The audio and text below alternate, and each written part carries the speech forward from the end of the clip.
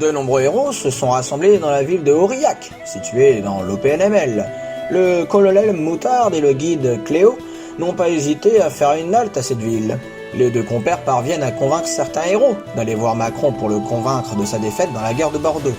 Mais lorsqu'ils se rendent sur place, au palais de l'Élysée, Macron rit et les vire en leur répondant « Mais vous m'avez pris pour qui ? Je ne suis pas comme ce pingouin de Mélenchon qui se mord les doigts en ce moment même. Allez, oust ! Et que je ne vois plus d'ici en ces lieux. » Les 5 héros restants décident de créer leur groupe et l'intitulent les Héros. Ainsi, Michel Simès, Gilbert Montagnier, Denis Brognard, Alain Finkielkraut et Mimi Mati, qui se renommait Joséphine Ange Gardien, en référence à sa série de téléfilms, créent le groupe Les Héros. Sans plus tarder, ils partent en direction de la Normandie afin de chercher de nouveaux héros pour les enrôler dans leur groupe. Mais une fois arrivés là-bas, ils se font attaquer par l'actrice anglaise Emilia Clarke, accompagnée de ses 3 dragons. Le groupe Les Héros, toujours en compagnie du colonel Moutarde et de Cléo, parviennent à tuer un des 3 dragons et à faire fuir l'étrangère. Mais le colonel est grièvement blessé. Michel Simès annonce qu'il connaît un ermite spécialisé dans les blessures graves qui habiterait dans les parages. Il décide donc de suivre le conseil de Dr Good. Il fait drôlement froid par ici. C'est comme ça que vous me traitez en infirme. Il a raison. S'il continue de rester à l'extérieur, son hémorragie va s'aggraver dans tout son corps et il mourra sur place. Alors, papy, on tire pas le froid alors qu'on a fait l'armée? Quel manque de respect envers son supérieur. Faites-le fouetter. Tout de suite, colonel. Et voici. Vous moquez-vous de moi, soldat? Enfin, remarque, de la part d'une si petite personne, je comprends bien qu'il doit y avoir moins de place pour la matière grise. Voilà, on arrive devant la porte de l'ermite Lida. Où ça? Je vois rien. Mais, Gilbert, t'es aveugle ou quoi? Bah, je sais pas, moi. C'est pas moi le médecin entre nous deux. Ah, faudrait peut-être penser à ouvrir les yeux quand même. Comment on fait? Tu vois ton cerveau? Non, C'est pas grave. Tu vois comment tu fais bouger un bras avec ton cerveau? toujours pas. C'est pas grave. Je te montrerai plus tard. Maintenant, faisons connaissance avec l'ermite Lidin. C'est une pétrerie, Michel. Je croyais que tu le connaissais très bien, c'est asocial. Pas vraiment en fait. Je vais juste passer une fois un coup de téléphone car je ne savais pas différencier de la ciboulette et du romarin. De toute façon, la botanique, c'est comme une bonne moutarde, ça s'apprend. Si tu ne sais pas ce qu'est du romarin, Michel, tu ne pourras jamais faire une bonne sauce. Moi, je préfère mettre du beurre dans mes épinards. Taisez-vous, Cléo frappe. À qui ai-je l'honneur?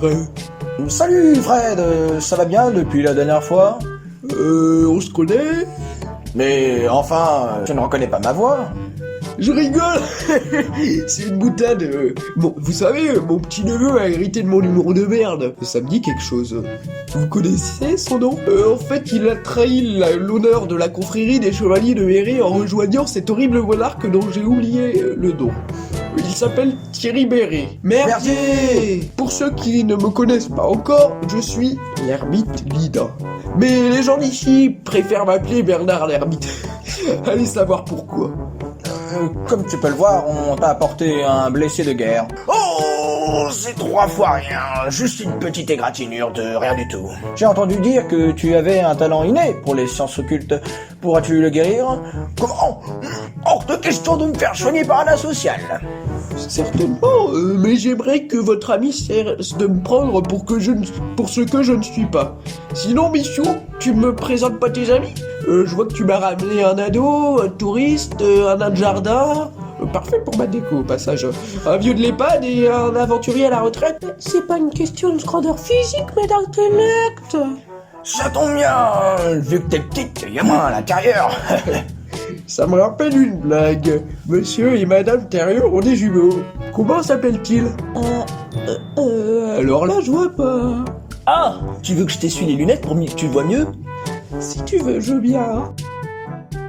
Ah, et voilà, c'est prêt. C'est vrai que j'y vois plus clair.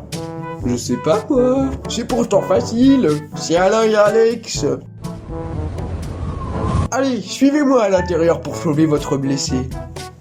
C'est hors de question. Je refuse de me faire soigner par un asocial. Mais colonel, on va pas seulement vous soigner avec du gésenium et du staphylococylum. Manu est bien con de retirer la prise en charge des médocs homéopathiques. Allez, à l'intérieur, c'est toujours mieux qu'à l'extérieur. Je ne refuse jamais à me blesser.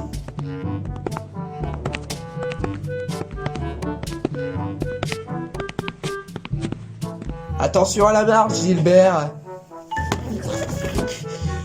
Ah ben mince, je l'avais pas vu celle-là.